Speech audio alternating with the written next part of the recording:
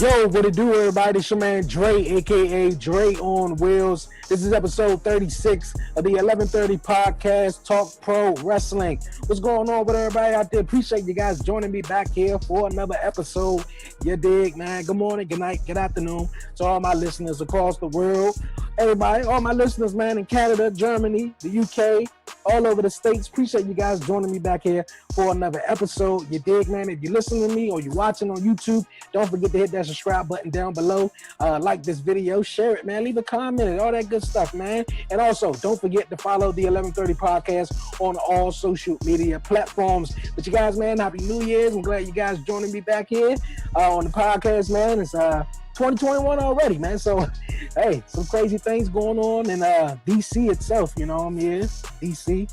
So, but hey, man, it's Talk Pro Wrestling, and it's time to talk some pro wrestling, you guys. But this week's guest is a dope guest lined up for me today, you guys, on the podcast.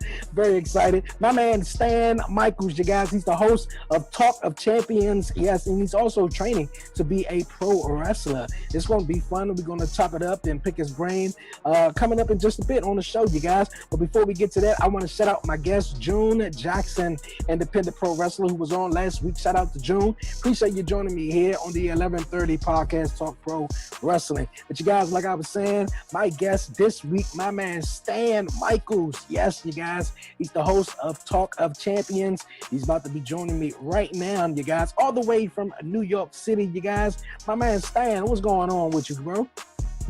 Chilling, bro. I'm chilling. Thank you for having me, man. Good to be here.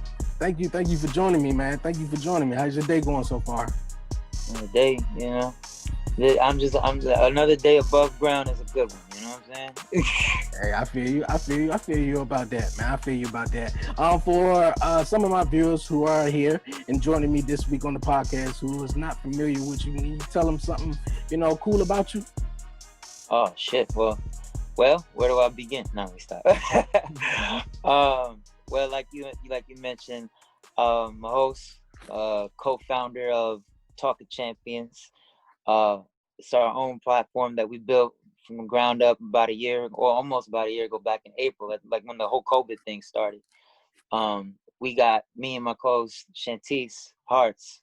We got picked up. We got asked to join another wrestling show called UPR.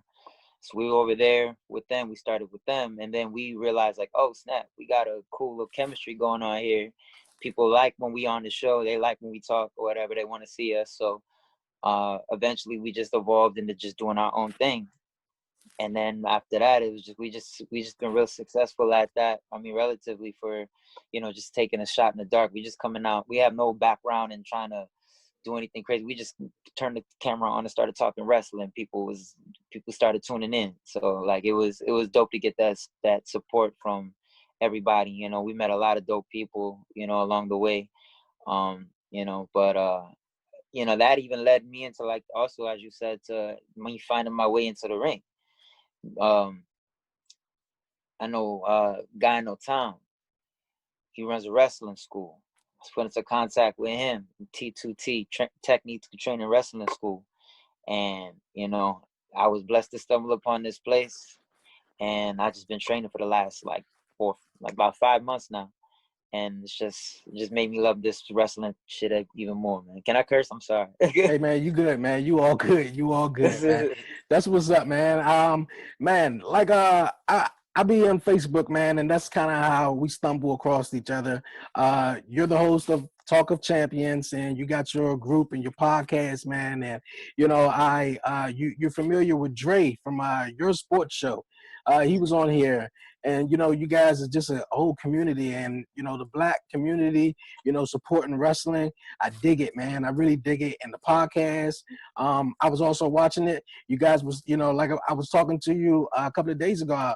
You guys were talking about New Jack, on the podcast and everything, man. New Jack is something else, though. But can you tell me? Yeah, go ahead. I just said it's funny you brought up Dre and the New Jack. I'll start with New Jack first because it's short.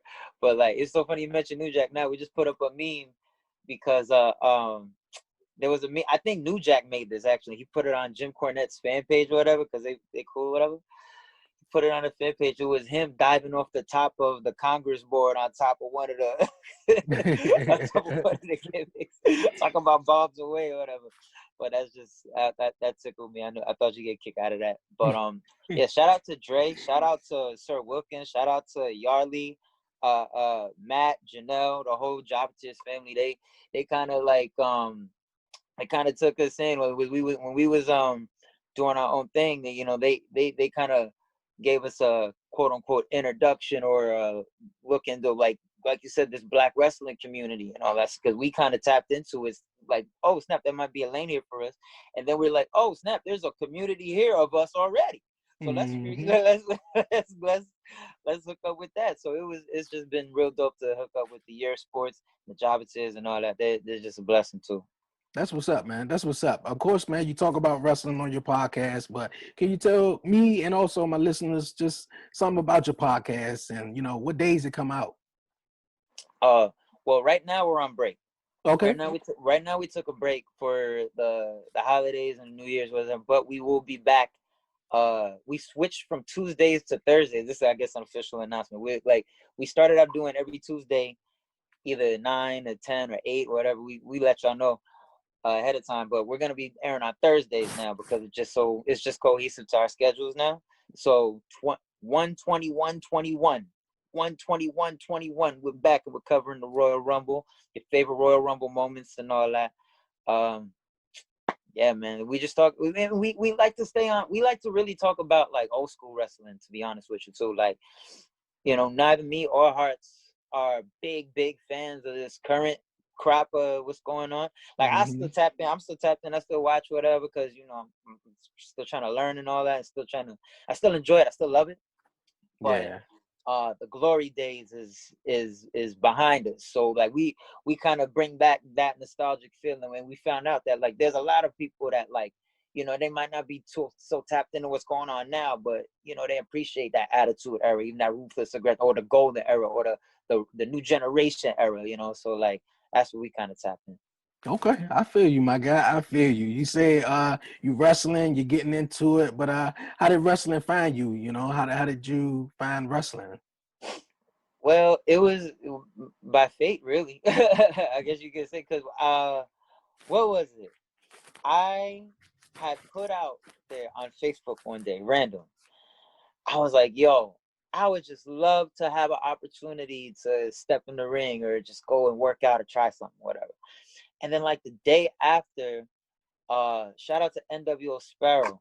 I saw like a picture of him at a wrestling facility, it looked like.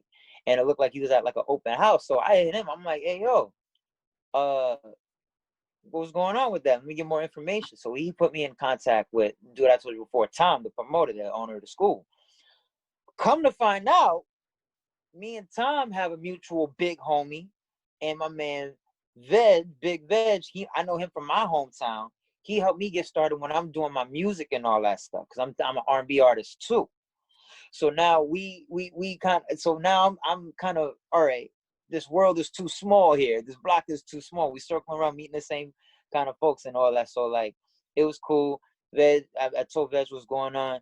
I talked to Tom. Tom's like, yo, you're good, come through. And Tom's been nothing but good to us from there on out. And the trainer, I can't say enough about the trainers at the school. It's just a dope culture that we built over there. Cause you hear a lot of shit about how like the toxic in the wrestling industry and all that. And it's definitely out there. Don't get it fucked up. But I'm proud of the fact that at Technique to Training at our school that we have built like a culture of like encouragement. What I'm saying? We're gonna empower you to strive you to do better. We're not gonna let you come in and disrespect the craft or whatever, or yourself or whatever. But nobody's gonna call you a piece of shit either. You know what I'm saying? If you don't get something right, so it's just dope. I can't say nothing about it. It's dope. Okay, that's what's up. That's what's up, my guy. What about wrestling, or just what about you trying to be a wrestler that inspires you? Oh man, I guess the same thing that kind of inspired me to get into R&B and do my music thing. Like from a young age, I'm watching this stuff. I'm watching these guys like in wrestling, I'm watching, you know, The Rock and Triple H come up when they were young. You know, I'm in, and they caught me from when they were doing their thing. I'm watching the NWO happen in front of me, and I'm watching these giants, these larger than life, like Steve Austin's coming up in the game. Bret Hart and Shawn Michaels was kind of on his way out by the time I started really getting into it. What was that, like 7, 8? Like it's like 7, 8, whatever. Shawn Michaels kind of out of the loop or whatever, but it was like these giants. Like Hulk Hogan, fuck him, but you know what I'm saying? Like these giants that just inspired me to want to be larger than life. Then you go on to the R&B side, of the same thing. Michael Jackson, like Stevie Wonder, people like that, and I want to emulate what I see, emulate what I hear, and then when I do it, I found out like, yo, like especially on like the singing side, that's more obvious or whatever. I never got a chance to step in the ring or whatever, but I could sit here and like say like, yo, I could do that. I could do that. So then I'm athletic at the same token. So I had an athletic background when I was a kid. I had an athletic background now. I was a shoot wrestler in high school and all that stuff. So now it's just like, all right, you love this, you're athletic, you could do it, you're young enough, you have the opportunity to, why not go for it? You know? That's what's up, my guy. You talked about music and you're an R&B guy. How did that come about? Oh no, that came before everything. That came before this wrestling shit is new. Okay. Like honestly, I love wrestling all my life and all that. So I've been so it's a blessing now that I'm actually able to like expound upon it. But like my whole life has always been about like music and singing. I'm a singer. I'm a writer. Some folks will just found out I could rap now too. Why? I'm a drummer at my church and shit like that. So it's like,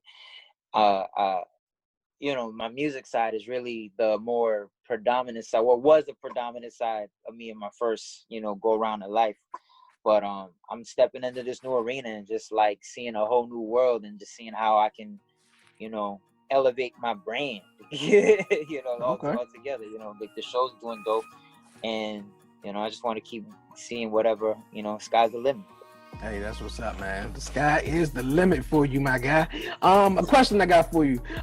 Besides the in-ring action and the storytelling, what's one of your favorite things about wrestling? Besides the in-ring action and the storytelling, yeah, like I said, like just the larger than life figures. Like, and when I say larger than life, I want to maybe expound upon that because everybody hears that terminology so much, it's just like comes, you know, arbitrary. But like when I say larger than life, I mean somebody that is representing something powerful, somebody that really stands for something that really and is going to achieve and is going to really achieve and conquer his goals and stuff, conquer their enemies, conquer their obstacles, you know, because that's what life is. Life is conquering obstacles and getting to the top and getting to as far as you can get it.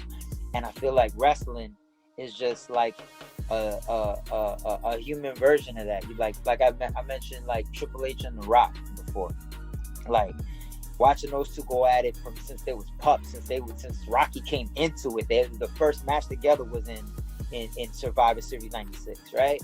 Yeah. Like just the fact that those two had each other as adversaries, as rivals to push each other to greater heights. You know, it just brought out the best of them. Rocky became a movie star. Triple H became the boss of his company. You know what I'm saying? Married the boss's daughter. And so like that force, that driving force that makes you bigger than your situation, that makes you rise above. And that's what I really take away from wrestling. Okay, that's what's up. My favorite moment or my favorite thing about wrestling, you know, besides the storytelling and the in-ring action, it's kind of weird, but my favorite is the pyros. I'm a big fan of the pyros. I remember, you know, for a while they, you know, didn't have pyros. The superstars didn't have pyros, and I was just like, what the hell is this? Like, you know, the opening and everything. I was really a big fan of that. You know, the whole opening intro going in pyro, and sometimes they do it here and there, but every now and then I was just like, this sucks. I always predicted like if the show didn't start off with the pyros or the intro, the show was gonna suck. Well, maybe that's why the current product been the way it's been the last few years, because they just got pyro back and it's still mid. But what? Yeah, man.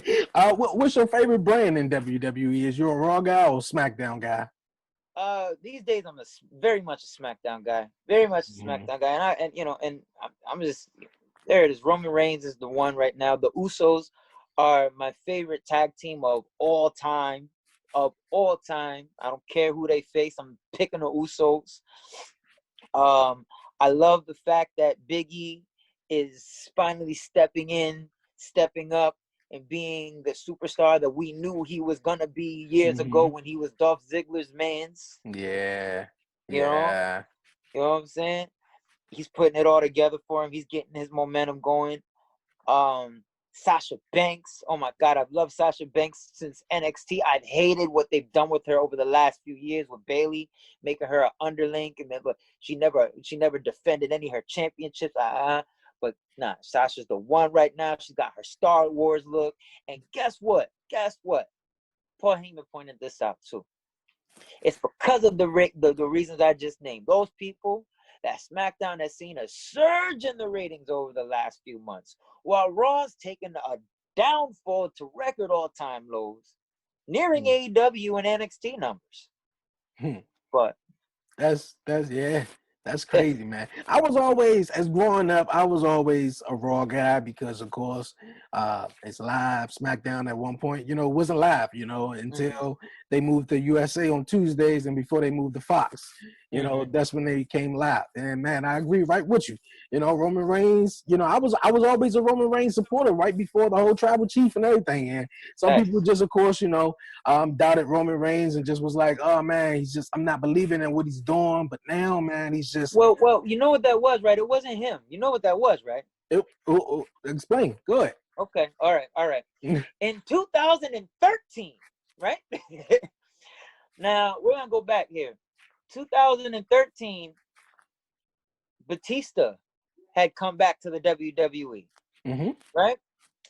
And people were pissed because they were like, why is this big old main event guy coming in and taking up the spots, right? Part-time. He come in. It's him and Roman Reigns in the last two in the Royal Rumble. I see where you're going. Okay. The crowd is booing Batista and cheering Roman Reigns, who is in the Shield, by the way, the hottest thing on the show. Right? And why is it the hottest thing on the show? Oh, that's right. Roman Reigns, right? Okay. So they're cheering Batista, they're cheering Roman, they're booing Batista, they're upset Roman didn't win. They wanted Batista to lose. They go to WrestleMania, they do the Daniel Bryan thing because Daniel Bryan's on fire at this point. Yes. Daniel Bryan gets hurt. He can't go no more. So now the WWE is saying, okay, what are we going to do? Our star's down. Let's rehash and get that guy that they were cheering for back at the Rumble. We're going to make him win it this year, coming up in 2014. Problem with that is they bring Daniel Bryan back at this Royal Rumble, and they eliminate him. I think, what was he? Fairly quickly, in and out, right? This pissed the fans off right then and there. That's what killed Roman Reigns, right then and there. When they threw Daniel Bryan out of that 2014 Royal Rumble, after they wanted him to make his comeback after having to advocate the titles and being injured and all that, it's supposed to be his comeback year. They said, nah, we're going to give it to the new guy that they want to push, who just so happened to be Roman Reigns. Not even The Rock could save him. Rock came out there. They booed The Rock too. And ever since then, Roman Reigns has got the shit bag, and they've been doing nothing up until recently to bring him out of that shit bag. I feel you, man. That is something interesting because like how you said, man, my favorite is The Rock. All-time favorite is The Rock. So for him to come out and try to give his cousin a little bit of the rub, but the fans didn't, want him to win. And I feel you. You're right. I think there was 2015 though.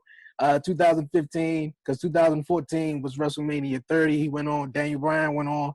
That's when Batista won the Royal Rumble. But yeah, the following year, I might got the years mixed up, but I know what happened. You're right. Yeah, you're right. And that's kind of where it all went down. But Roman Reigns, man, is doing his thing on SmackDown. I'm loving it.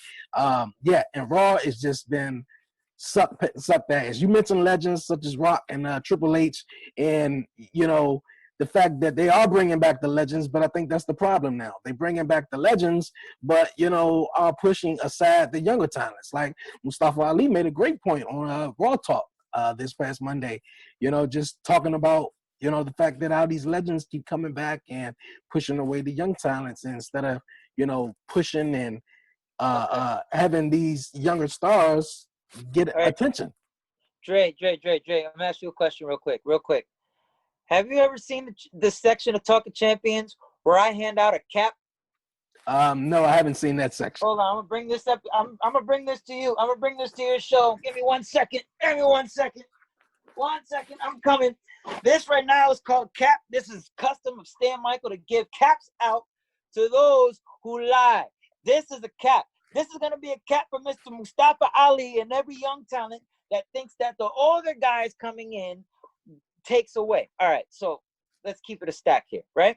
Why do they even have to go back and get the older talent? Because the newer guys aren't over. Mm-hmm. We're not even talking about the fact that these guys like you, and they just said, you're not there every week. You're there part-time. You might show up 2 days out of the year. The rest of the year, what are you guys doing to get over and make your mark and get over the mass amounts of fans and all that stuff? That doesn't sound like a Legends issue. That sounds like a you and a writing issue and a Vince McMahon issue. Okay, so don't put it on Bill Goldberg now, because let's keep it a whole stack, because I'll get there in a minute.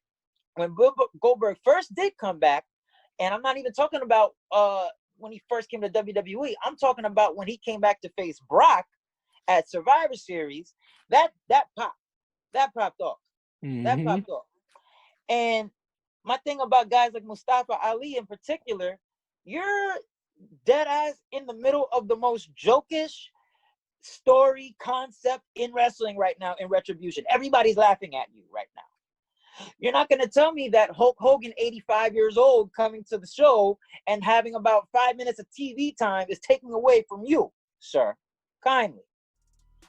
I believe that there's a time but I do think there's credence to that. I believe there is a time and a place to have your legends come back, because they do benefit. And stupid guys that don't realize, hey, you make more money when the guys coming in generate it, because you're not.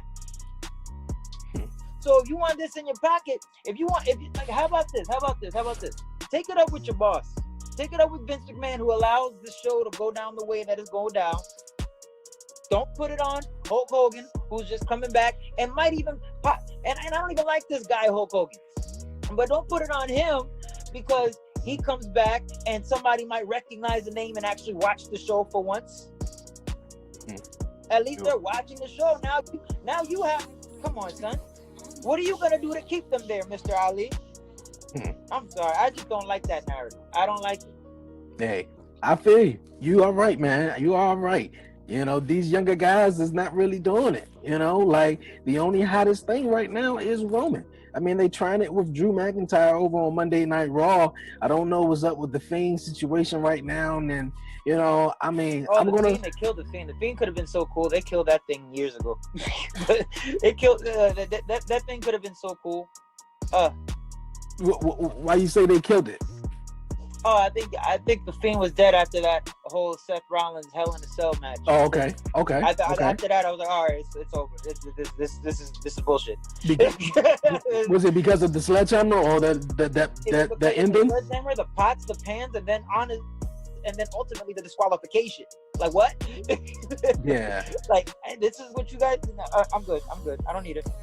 I don't need it. I was so upset, and it coincided with the game too, because the game was trash that year 2020, which they built around the Fiend. I deleted the game. I deleted it, and I got back 2K19. I never got 2K20. I never got it because I heard it was that bad. Don't. It is that bad. Yo, Stan, man, I appreciate you joining me here on the 1130 podcast, Talk Pro Wrestling, man. We're going to take a quick, short break. And on the other side, man, we're going to talk some more Raw, SmackDown, NXT, AEW, all that wrestling, man. All that good stuff, man. I appreciate you joining me. You guys sit tight here on the 1130 podcast, Talk Pro Wrestling. And we'll be right back here on the other side.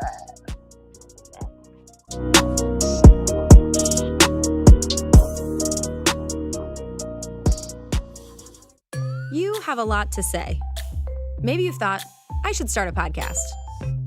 Meet Anchor, the easiest way to make a podcast ever. It's a powerful mobile app and web tool that lets you record a podcast anywhere and distribute it everywhere. It's great whether you're a seasoned pro or just starting out. And it's 100% free. You can record your show straight into Anchor on your phone, iPad, or the web, using any mic you want. Record alone or with friends or co-hosts anywhere in the world. You can add background music and transitions, and your listeners can send you voice messages that you can incorporate right into your next episode. If you want to produce your show using another app, you can upload your own audio directly from web or mobile and still take advantage of Anchor's totally free podcast hosting. Once your podcast is ready to publish, Anchor can automatically distribute it to every major podcast platform. That includes Apple Podcasts, Google Podcasts, and Spotify, so your listeners can hear your show wherever they want. And on the web, you can see detailed analytics about how people are listening. Plus, you'll get a great-looking profile page where anyone can listen to your podcast or subscribe to it. And if you want to ask your audience to support your work, Anchor makes it easy to collect monthly payments from the people who love your podcast and want to see it grow. You really don't need a recording studio, expensive equipment, or a bunch of technical knowledge to deal with a podcast feed. Just get started and join the diverse community of podcasters already on Anchor. We can't wait to hear your podcast. Guys, welcome back here to the 1130 podcast, Talk Pro Wrestling. I got my guy Stan in the building, you guys. He's the host of Talk of Champions, you guys. He's joining me here on the podcast this week, chatting it up, chopping it up about some wrestling, man. Of course, when we was leaving on, we were talking about Raw and SmackDown. We're gonna jump into some SmackDown, of course, that took place last Friday on Fox. SmackDown, man, like we were saying before the break, is the better show in my opinion. Roman Reigns, man, and the Uso. When do you think Jimmy is going to come in this story? Oh, I can't wait. Like I told you, I can't remember if I told you in the last segment or if I said this off break, but the Usos are my all-time favorite tag team. Mm-hmm. So the fact that Jey Uso is getting this little bit of main event rub, I am in love with it. So all this is gonna do, you can't have these two separate. You can't have two guys that look the same do separate things on the show. You can't do that. You're gonna have them come back and be a tag team, and that's where I'm looking forward to see these guys reunited as a tag team and see what kind of levels they take it to now. Okay. Do you think Jimmy is going to resist? He might. I mean, they might try to drag this a little bit because they know, it got ratings, it was successful, so they might try to drag it. But I wouldn't mind if he fell right in. It would make sense for him to fall right in. Fall in line, bro. What you gonna do? Yeah. You say you're a big fan of Sasha, man. I love Sasha. But do you feel as though she was the rightful female superstar of the year, or Bayley should have won that? Oh, it's like asking who's the bigger star, Austin or The Rock. And I mean that in a much smaller scale because, like, obviously they're not Steve Austin or The Rock, but in that comparison, it's like if you're looking at it in a wrestling bubble, it's clearly Bayley. Mm-hmm. Bayley was the champ the whole time. Bayley was the one holding it down. She was the catalyst for Sasha's, I guess, title reign now, right? Mm-hmm. But then on the other side of it, you got, if you look outside of the wrestling bubble, Sasha kind of broke into mainstream with this Star Wars look, and she is now and she closed out the year with the hell of a championship reign and looks and all that stuff. Like, it's hard. It really depends on what you're looking for. I'ma just biasly give it to Sasha though. Okay, that's what's up. This last Friday, we seen the return of Sonya Deville. What you think they're gonna do with her? Okay, so that's interesting. So, like you mentioned last time I was training, right? So, like, since I started training, I started watching all the Tough Enoughs again. I watched all the Tough Enoughs. That's cool. All 6 seasons of Tough Enough on the network, right?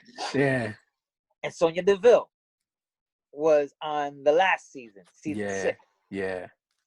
And the fact, I love when people get kicked off of Tough Enough and then they come back and they just be killing it and they're better than the ones that whatever. Yeah. I love it. Love to see Sonya Blade.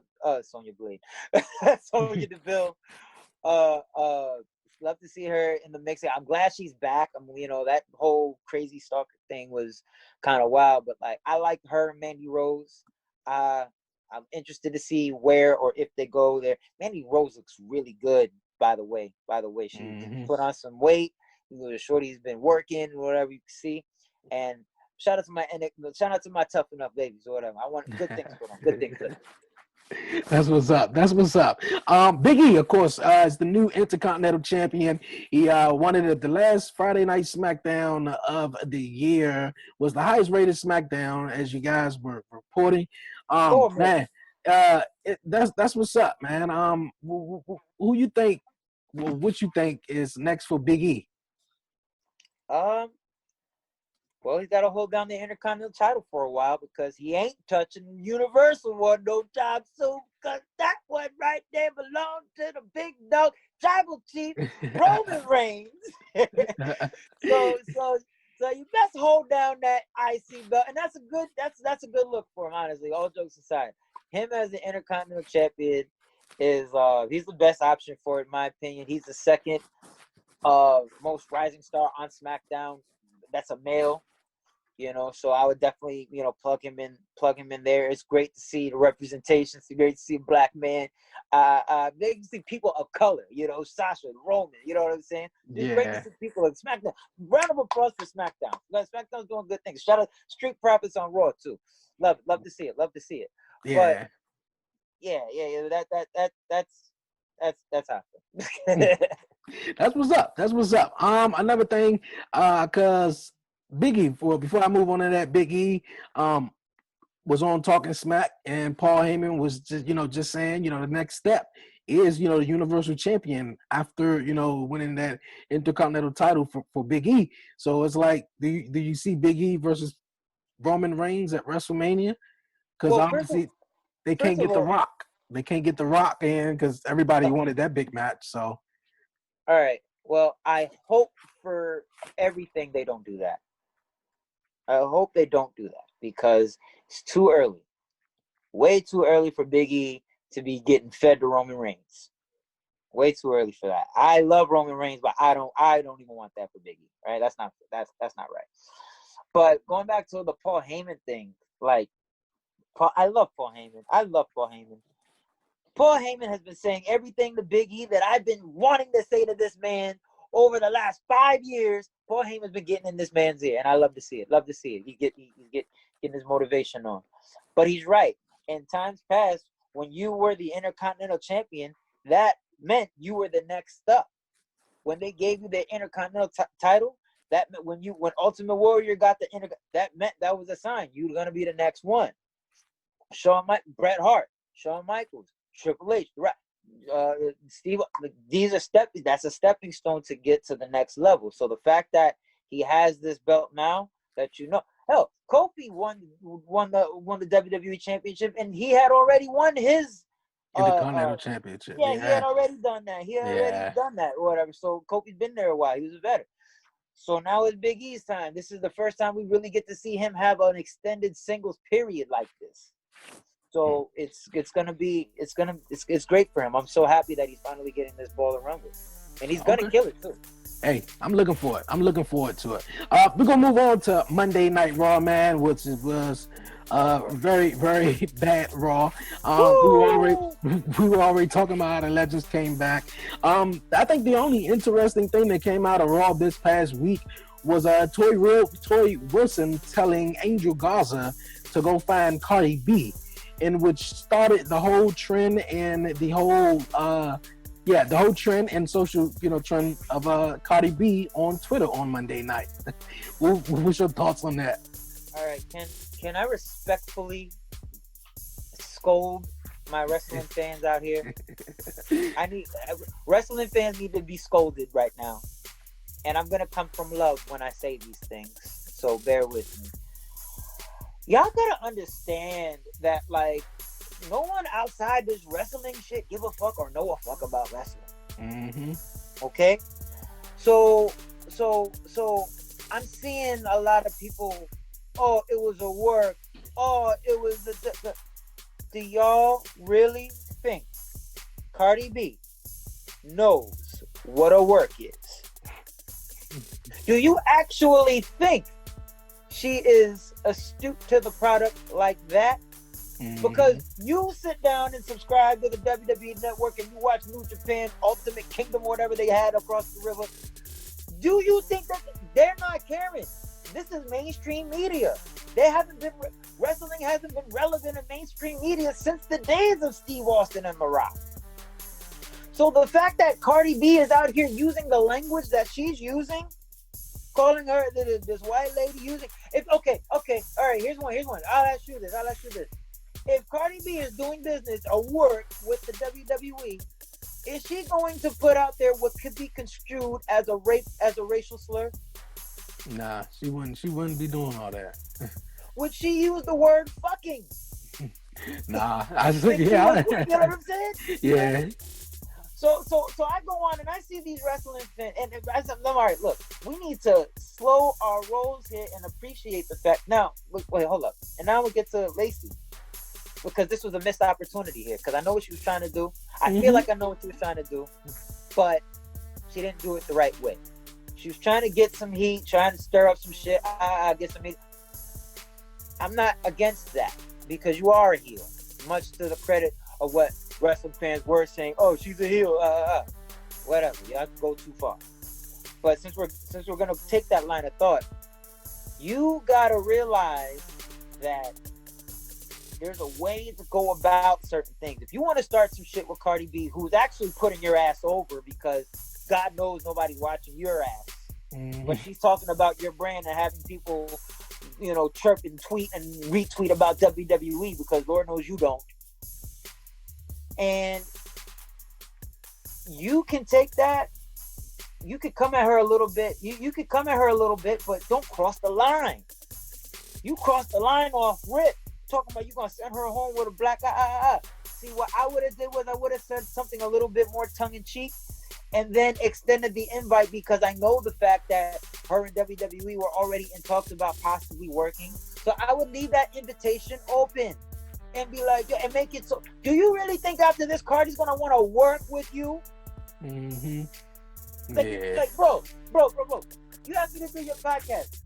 If I had gone on to another show or whatever, or you had gone to another thing or whatever, saying, yeah, I'm gonna have Stan Michael on the show, but I'm gonna punch him in the eye. Do you think I'm gonna want to come on the show? You know what I'm saying?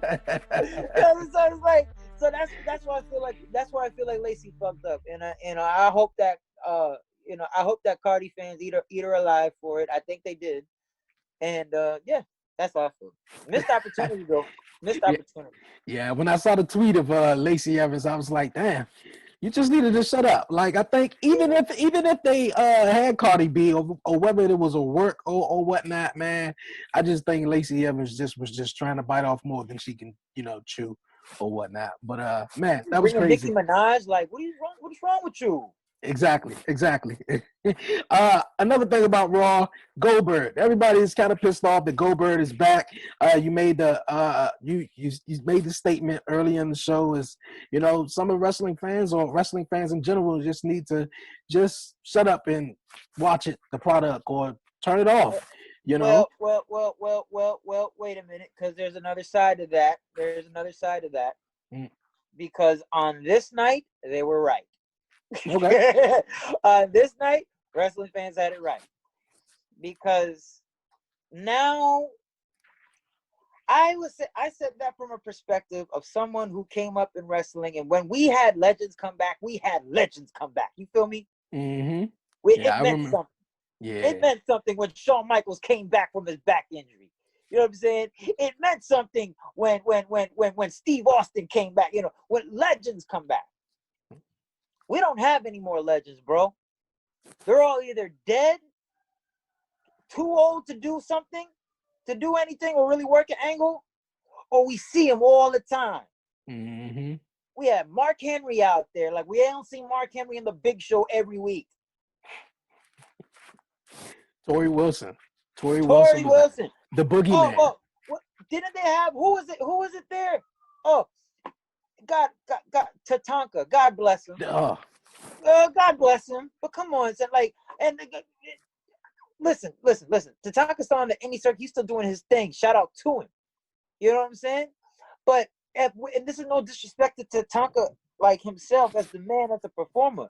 But when we reach to the point where These are the legends that we bring back. Hogan and Ric Flair don't even hit like that no more. Mostly because Hogan's a freaking racist and Ric Flair's done had quadruple, duple bypass surgery. He can't even do much anymore. You know what I'm saying? So it's like all of that stuff is past us. We've passed that nostalgia era. So now you bring back Goldberg, right? Now let's talk about Mr. Goldberg, who is in shape, by the way, who is in shape. Not like, you know, and I love Sting, but he's not like Sting. We're actually going to get to see something out of Goldberg, right? But he comes out, and I swear to God, maybe you got some inside knowledge on this, because this is what I saw. I saw a man that was prepared for months to face and talk to Roman Reigns. And he got in the ring, and they called the audible on him last minute. They let him go out there and speak with no script.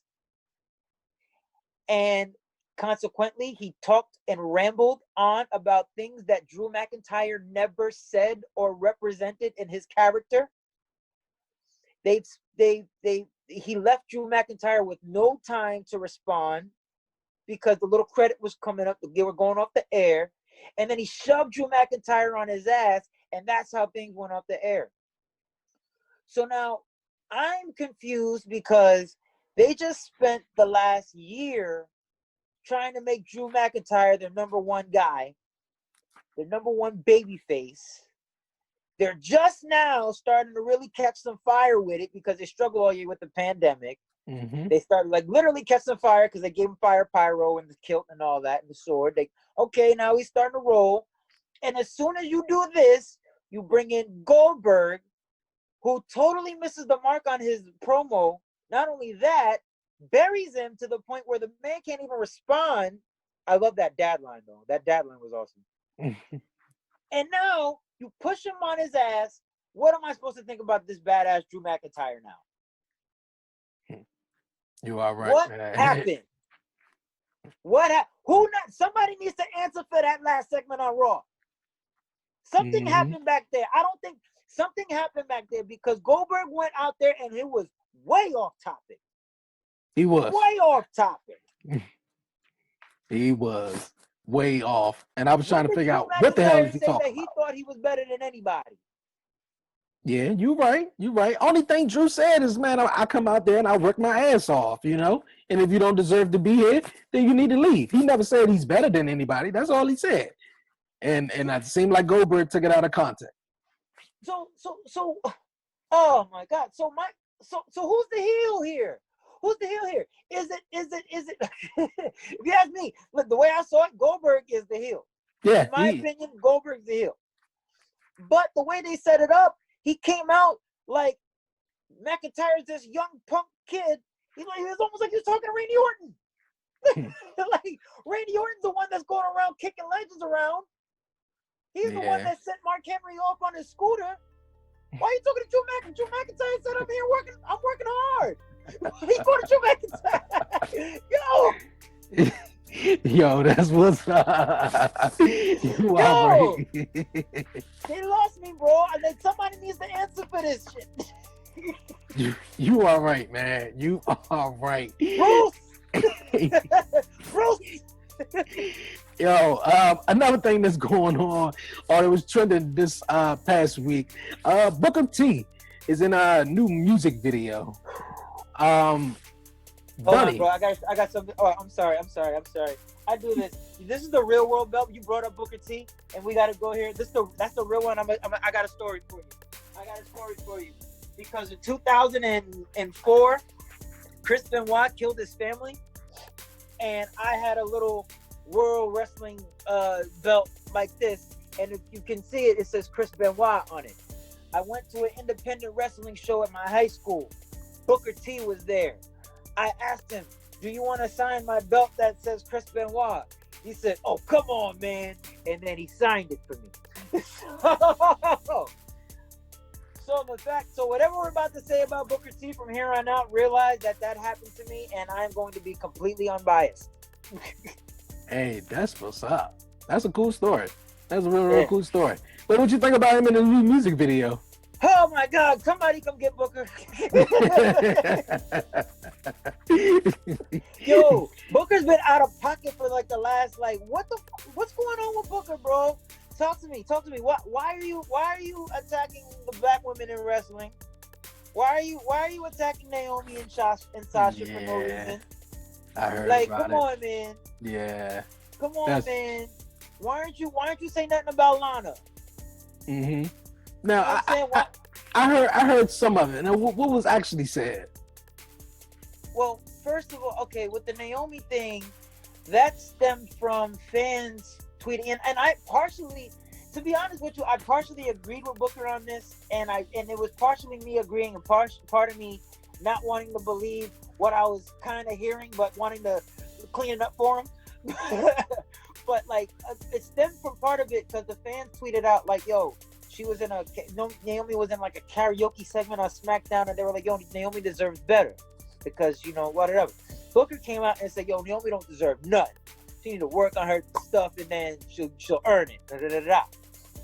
Mm-hmm. And I agree with that mindset, but nobody asked you. You know what I'm saying? Nobody asked you to come out. And of all the things that we see go down on the internet, this was the one that you felt that you needed to speak out on? All right. So that's one. Number two, and this was really bad because I like Sasha. I love Naomi. She's a black woman married to my favorite tag team. Okay? All right. You got me. You won. But Sasha, I've loved. That's been my wifey for how long until my life changed. And then I got Booker out here saying like, yo, I don't like Sasha Banks. It's a personal thing. It's a personal issue. And it was on an episode of Talking Smack, and it was like, wait a minute, if you don't like her and it's a personal, why are you burying her on television? Why are you burying her on your podcast? Why are you saying these things about her and it's personal and it's not leading anywhere to business? All you're doing is just shitting and throwing dirt on the wall. And it's just like, why? What's going on? He's talking about maybe it's her attitude. I don't like when people talk about attitude in black women and use that as an indictment. I don't like that. That doesn't sit right with me when I hear things like that. So I was kind of cooling on Booker for a little bit, and then he comes out and says that The Rock stole all his catchphrrases. Oh yeah. That was my next one I was about to get to. That was the next one. Hold on. All I got to say about that is that doesn't matter. No, not even that. I got you one better. I know you remember this one. Who in the blue hell are you? Yes. Oh, wait, yeah. Let's go take it further. I'm the WCW champion, sucker. You're the WCW champion, sucker. Mm-hmm. That's all I got to say about that. Just cut it out, Book. Just cut it out. Yeah. I think it's a lot of it is clout. He had the Bad Bunny video that did like 23 million views in a day. Shout out to you, Booker. He's living his best life. Just ease up on the black women. That's all. Hey, that's what's up, man. I was coming at that one next. I was like, hold up, wait a minute. Now, Booker, you doing your thing, but The Rock, nah, man, you ain't about to come at my man Rock like that, though. You ain't about to come at my man Rock like that. But no. Booker didn't start using the bookend until 99. The Rock was using the rock bottom since 97. Exactly. And I want to know what catchphrase The Rock could steal from a man that was never given any mic time in WCW. That's right. You cut your promos on the way out to the ring with your brother. I don't understand what catchphrase did The Rock take from the guy that didn't get any mic time, any promo time. I don't remember how he'd ever cut a promo in WCW. And I watched WCW. I was a WCW head before WWF. I came into this wrestling thing on WCW. I don't remember Booker ever saying shit except when he's walking out to the ring. That's crazy, man. That's crazy. Well, on from some comparisons, you guys were talking about it. One of you guys in the Jobber Steer Network, you guys were having a debate or a topic about it. Who's the greatest worker of all time? Is it Shawn Michaels or Ric Flair? Okay, so it depends on what you look for. It depends on what you look for. Personally, I'm gonna say Ric Flair. I understand why people say Shawn Michaels because he can do it. He can do everything. He brings the acrobatics and is able to weave the story and all this. He brings an acrobatic element to it. But for Ric Flair, for me, like especially since I started training too, like he's a master of the basics. Ric Flair has the basics down to where pretty much all of his matches run the same. Mm-hmm. He goes in there. It don't matter who you are. You, kid, I'm going to make you. Kid with the blonde hair and the face paint. Come here, let me make you. Then you get Sting. Hey, you, kid with the long hair and the body. Let me make you. Luger. Hey, you, guy with the face paint and the foreign look. Let me do work with you. Muta. Ivan Kova. This guy, you could put him in money with everybody. He goes in for 30, 40 years. It's like he has a formula when he goes in there. Certain key spots that he does. Like Shawn Michaels gets a little more elaborate when he's in the ring. He gets more, and I understand that might be why people say Shawn is greater. But to me personally, I feel like the fact that Ric Flair is so basic and is able to weave so much and has able to build so much over time, make people, put people over, and like I can't. That's why I just say Ric Flair. I just say Ric Flair. They made this for him. They made this for him. Yeah, that's what's up. Ric Flair was so good. Ric Flair was so good that Vince McMahon Sr., Vern Gagne, and a whole bunch of other mafioso heads from back in the day, the old WWF days and all that. They all got together and they said, "You gonna be the one. You gonna be the one." 6 months after your back injury, your plane crash. You broke your back in a plane crash. You gonna come back. You gonna be the one. Yeah, Shawn Michaels missed 4 years because he broke his back off of a casket. Goddamn, Ric Flair missed 4 months after broken his back out of the airplane. Mm-hmm. You know what I'm saying? Yeah. But, yeah. I don't know, man. I like both of them, man. So me too. It's hard to say. Like it really at that point it's taste buds at that point. You're right about that. We're gonna move on, you guys, to our last topic here on the podcast this week. AEW. What's your thoughts on AEW? I don't like it. Okay, explain. Tell me about it, because a lot of people don't like it though. Yeah, I don't like it. It's not for me. I don't want to go so far. I'm not gonna go full blown Jim Cornette on them, but it's very. They come off very amateur. They come off very like they're still learning what they're doing. Like, and when I say learning what they're doing, I don't mean like as a television crew. I mean like as wrestlers. Like you got a few guys in the. Obviously, you got Cody. Obviously, you got Jericho. Fuck him too right now. But Hangman. We got a few guys in there like that. But like sometimes you just turn it on. And it's just so goofy. It's just so goofy. It's real indie. It's real indie. It's like a. I like to call it. It's like the indie mecca.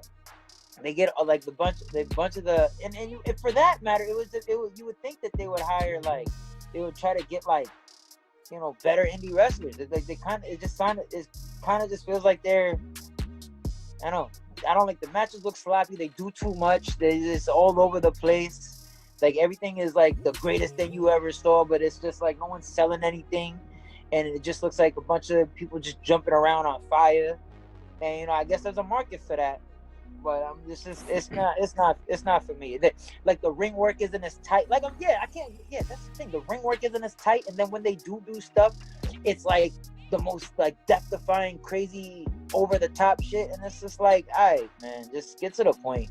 Yeah, like it's too much. Okay, that's what's up, man. I mean, a lot of people have said that. I heard a lot of people say that, And it's, I think, and when you made the point that it's kind of like, indies, the maker of the indies, and a lot of indie guys come there to work. But a lot of people, a lot of wrestling fans turn there because of the product that WWE puts on. So, and, I was going to get Well, your, good? to be honest with you, um, when we talk about wrestling not being what it was back in the day, a lot of that is because of the fans. And I'm not saying that the fans are. I don't even say anything about the fan base is just different now. Mm-hmm. Like the demand, like the supply and demand is different. Like back in the day, like we wanted to see like the big dudes. We wanted to see like the larger than life figures. We wanted to see them talking that shit and then going in there. Now it's kind of like everybody's so smart to the business. They're so like, oh, how well can this guy work, when most people don't even know what working means. Like they just want to see them do flips. They want to, a lot of cookie cutters, I feel like a lot of the fans, and then that becomes toxic because you have fans here coming at Cardi B talking about, oh, how is she a real wrestling fan? She doesn't know the terminology work, because not everybody's a fucking mark. You know what I'm saying? Like, look, marks have taken over the wrestling industry. Some have infiltrated it, and this is where we're at right now. But it's kind of like the music industry. How the music industry went from like how you had to really have talent. Now it's about who makes the loudest noise and does the goofiest shit. That's what wrestling is now.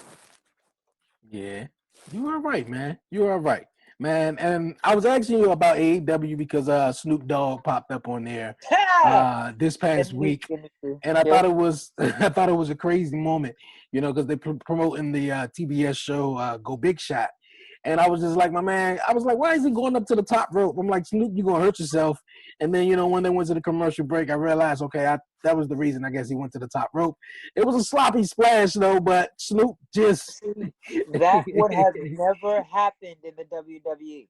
And that's why he never did it. He's a Hall of Famer there, but he never did it. They would have never let him get up there and embarrass himself and everybody. And everybody just, it's funny. No, it's not funny. It's phony. Mm-hmm. You know what I'm saying? Like, well, I'm not gonna watch. Like, this is Saturday night miniature golf cartoons. Like this is like watching the Animaniacs right now, starring Snoop Dogg as a special guest.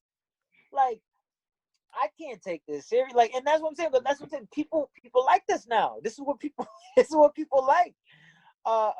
Just another point about like just celebrities though, like, and not taking it seriously. Mike Tyson came in not too long ago.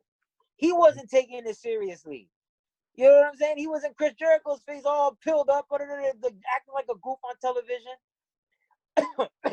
Excuse me. It's not even exclusive to AEW. You go back to the WWE a few years ago. LeVar Ball was on Monday Night Raw with the Miz, acting a fool. Yeah. Now let me ask you something. Would he have acted like that with Roman Reigns or Brock Lesnar in the ring? Nah. You know what I'm saying? Look what they put out there now. Look who these wrestlers out here now for the most part out. You know what I'm saying? Like, and that's why folks is tapped out. That's some real shit, bro. That's some real shit. What you think about Pat McAfee though? Oh my God, I agree with CM Punk. Everybody should be embarrassed and ashamed and use set emotion as motivation to get better, because this guy is washing y'all on the mic and putting on more exciting matches, putting on better matches. Like, this guy is both times like his match with Adam Cole. First of all, it's a testament to Adam Cole, but how great Adam Cole is. But secondly, the fact that Pat McAfee is able to step in there and look like he belonged with a main event talent champion, you gotta give him his credit. You're right about that, man. You're right about that. Yo, my man Stan, man, I appreciate you joining me this week, man, on the 1130 podcast, Talk Pro Wrestling. Before you go, man, any shout-outs, man, anything you would like to say, man? Oh, yeah. Shout out to the T2T Technique to Training School in Brooklyn, Wrestling Academy. Shout out to Brother Greatness, King of Chaos, Jake Gomez, my trainers, MV Young, and the promoter, the head cheese, Big Tom. You know what I'm saying? Shout out to the Jobbeteers, You know what I'm saying? They family on that side. Shout out to Sparrow. Shout out to Year Sports. Shout out to everybody. Shout out to all the Talking Champions fans. And last but not least, my lovely, my beautiful, amazing, talented co-host, Hennessy Hearts Dynasty. Catch us on Talking Champions. We will be back 121-21 on a Thursday. We're gonna talk about all y'all favorite Royal Rumble moments over the years because 'tis that season. Thank you, my brother, for having me on. I appreciate you, bro. We gotta have you on. Matter of fact, we'll talk after this. But you haven't seen the last of this. I love your energy, man. I love your energy. You guys are gonna talk about the Royal Rumble. Who you think gonna win this year? Woo! That's you know what. That's why the Royal Rumble is my favorite pay-per-view because it's the one time of the year I don't fucking know. I like it. I like it. I can enjoy it. It's the one time of the year wrestling. I really get to sit down and enjoy wrestling for what it is, and I plan on doing it. That's what's up, man. That's what's up. Where my listeners can follow you at? Oh, you can follow me at the Stan Michael on Instagram, Stan the Michael on Twitter, and also follow us at Talking Champions at Talking Champions on Instagram and at Talking Champs on Twitter, and we Oh yeah, Facebook. Like the Facebook page and all that in the group on Facebook. Facebook.com/Talk of Champions. We have a dope group. Join the group. There's always crazy discussion going on. I kick motherfuckers out that get out of pocket. Ask about them. and it's just a dope time. It's a dope time. That's what we stream the show from too, by the way. We stream our show from our Facebook page. So yeah, tap into that 121-21. Okay, 121-21. You guys, you heard it. That's when Talking Champions come back. My guy Stan, I appreciate you joining me this week on the podcast. My guy, you know you're welcome anytime. My guy, gotta come on yours, man. I love the big gold belt, man. He representing, man, black culture and wrestling, man, is very, very important, my guy. So, hey, 2021 is off to a start. I wish you the best. Keep doing your thing, my guy. And once again, appreciate you joining me this week on the podcast. Thank you, sir. Have a good night, sir. Yo, Stan, man, it was dope chatting with you, man, on the podcast this week. Appreciate you joining me, man, my guy. Yo, your energy is dope. Your energy is dope. Man, Booker T is going off the wall, man. He going off the wall talking about, The Rock stole his moves, man. Come on, Booker T. Come on, man. Can't wait to have you back on, man. Can't wait to be on your podcast. My guy, shout out to the whole Jobber-Tears Network, your sports show. My guy, Dre, a.k.a. Big Baby. So appreciate you guys, man. It was dope episode, man. Dope episode. Go follow us, Talk of Champions, you guys, and go listen to the podcast, you guys. They come back 1/21/21, January 21st. 2021, you guys. You're not going to want to miss that podcast. But you guys, man, before I roll and get up out of here, man, I want to thank you guys for tuning in each and every week on the 1130 podcast, Talk Pro Wrestling. 1.7 thousand downloads of the podcast, you guys. I appreciate you coming back each and every week to hear me and my guests chop it up, talk some pro wrestling and all that good stuff. And also, you guys, before I go, don't forget to follow the 1130 podcast on all social media platforms. Follow me on Twitter at Dre on Wheels, Instagram at the 1130 podcast, Facebook, like the 1130 podcast on Facebook. Facebook, you dig, man? Like it on Facebook. Subscribe to the 1130 podcast on YouTube right now, man. If you haven't done so already, hit that subscribe button. And also, you guys, man, the 1130 podcast, Talk Pro Wrestling. Follow me on Spotify, subscribe on Apple Podcasts, leave a 5-star rating and a review. Man, it will really, really help the podcast. And if you would like to be a guest here on the show, email me. That's the 1130podcast@gmail.com. That's the 1130podcast@gmail.com. Yes, man. What an episode this was. It was a great one. Talking some wrestling, man. As always, on a Friday. But Happy New Year's, you guys. Hope you guys stay safe. Appreciate you guys joining me on this episode. Happy New Year's. Yo, it's your man Dre, a.k.a. Dre on Wheels. I'm out.